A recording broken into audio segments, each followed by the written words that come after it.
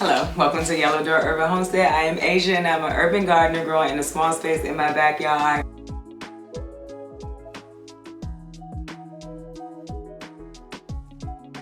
And today, we are finally sowing our tomatoes.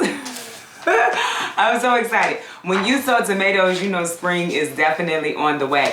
I tried to get more prepared this time so that while I am sowing them, I'm not writing and my hands aren't dirty and all of that stuff. So, all right, let's talk about how many tomatoes or how many varieties we are growing.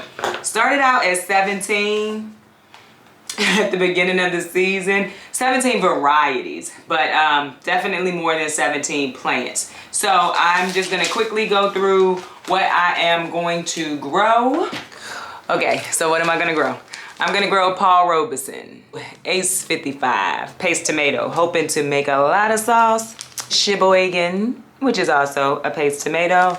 Dr. Weich's, white tonsil, Amish paste.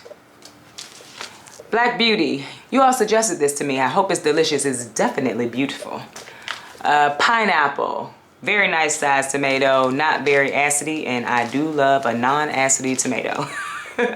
Brandywine Yellow, Cherokee Purple, Thornburn Terracotta. That was a free seed that Baker's Creek gave me. I've never tasted it before. Hope it's delicious. Sun Peach, Great White, Cherry Black, Brad's Atomic Grape, Isis Candy Cherry. That's another one that you all suggested. San Marzano, paste tomato. Sun Gold, some of the sweetest tomatoes you'll ever taste. And a black elephant. And aside from tomatoes tonight, I'm also gonna plant out some herbs, some flowers. So what herb am I gonna plant? Lemon balm. Someone gave me that. Verbena. That is a good medicinal herb, I've heard. Tell me in the comments below if you know anything about verbena. Also, if you know anything about rosale. Heard that's a good herb too. I have some dahlias. It's a mixed variety, but they were all very beautiful last year. Thai butterfly. Flowers I'm gonna plant tonight. All my asters. That's a violet aster. Very beautiful flower. A yellow aster. A rose aster. Apricot aster.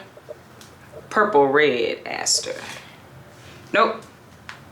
It's not an aster, it is a sunflower. Very cool flowers. They're very crunchy and like they don't die easy. I love them. Silvery rose, dwarf jewel nasturtium, and an Alaska nasturtium. And rounding out the pack are the basil. So sweet basil. Someone gave me Genovese sweet basil. I think I asked this question before. Is Genovese basil and sweet basil the same thing? Italian large leaf. Probably can't see that. Lemon basil. Dark opal basil. And holy tulsi. We are planting all of that tonight. It is like right at my 8 weeks from planting out. I am not doing from my last frost. I'm doing planting out if you are new here because I did not want seedlings in the house too long. I didn't want to have to care for them too long. So that's what I'm growing. So let's get to it, y'all. The unimaginable. So as it relates to how much I am growing, I've shown this before, but in case you're new here, the way I do it is I plan out what I'm gonna grow. That camera's placed in a bad place for me to be getting close up to it, but that's what I did. It's late in the evening, it's Friday. This video will come out on Saturday, but I haven't had time to do this during the week. So basically, we all know my planting math, my seeding math can be a little odd, but it's just how I do it. So my first tomato is a Paul Robeson. I want 2 Paul Robeson, so I'm gonna plant 4 seeds in case something doesn't germinate. And in case there's an accident with something, I will have a backup. I'm just gonna plant out the 4 seeds. And the way I'm planting is the way I've been planting all year, all season so far. I'm just using this old strawberry container. I'm putting dividers but the dividers are just the labels that I'm putting down in here, and that's how I'm gonna plant them. And so this is a way to plant in a small space. So Paul Robeson going in.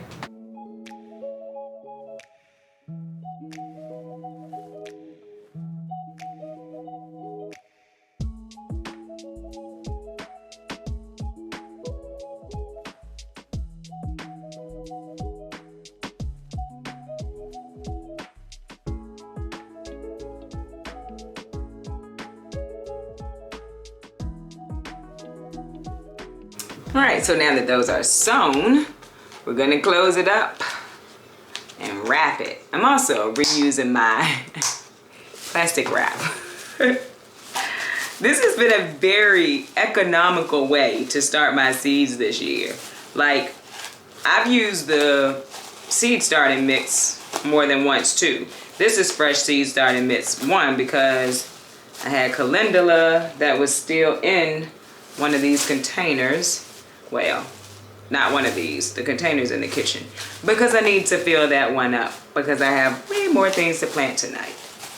This is what I'm gonna do, hold in the moisture to keep the moisture in here, and I don't have to worry about watering them so much. Once they start coming up, I will prick them out and transplant them. My plastic wrap is not as good as it was when we started, but it is still working. I just needed to hold in the moisture.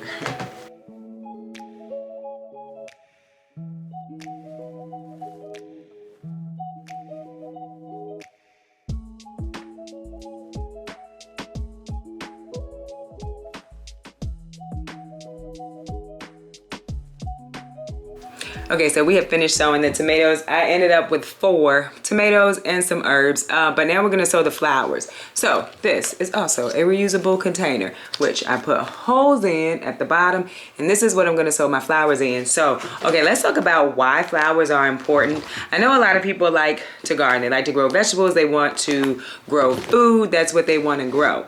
But flowers are very important.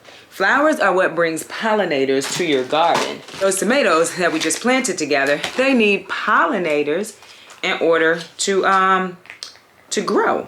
And so they do have everything they need. Tomatoes, I'm pretty sure it's all tomatoes. In the flower is everything they need to pollinate. So you don't need a male flower and a female flower to pollinate a tomato. But what you do need is for that flower to move around so that the pollen in the inside can move around and fertilize it. And so one way that can happen, of course, is with the wind. So if the wind blows, the flower is gonna move.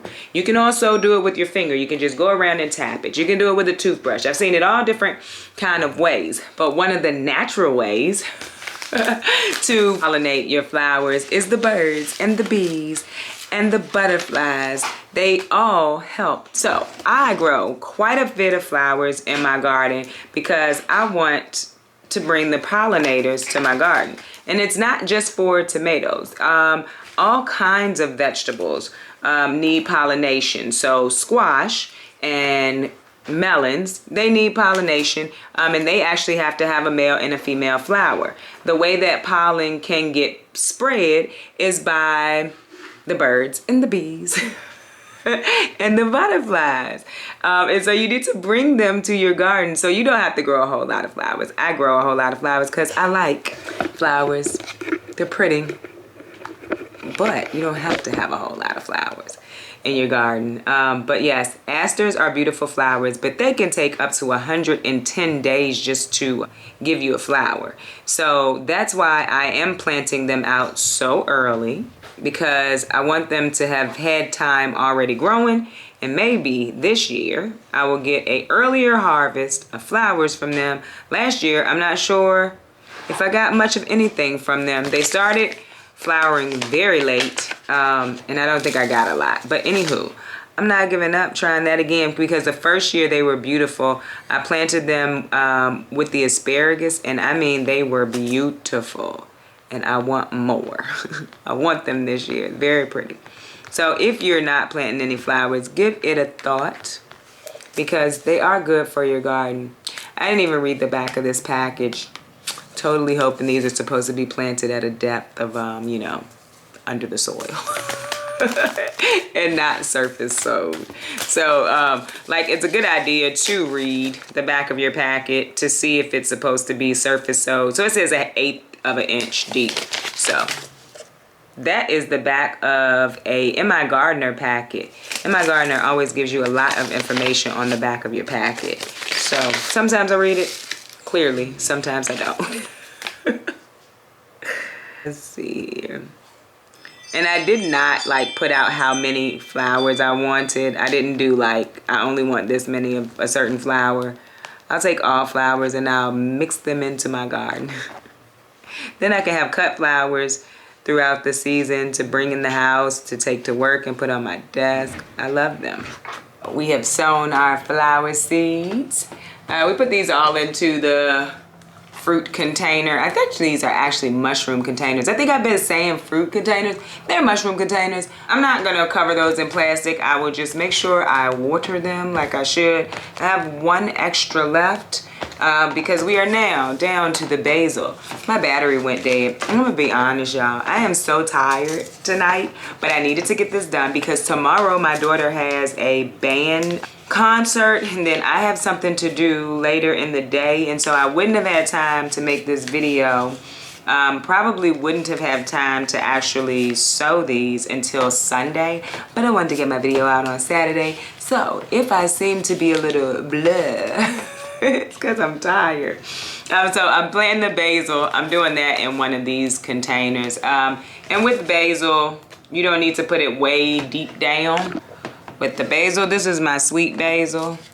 I'm just gonna make small indentions, small. And I'm gonna drop it in. I want lots and lots of basil. I mean lots of it, y'all. So I'm not even gonna worry about how many falls in, cause I'm just gonna stick them into the garden wherever they can fit. It's looking like 2 each hole. Uh-oh, that was way more than 2.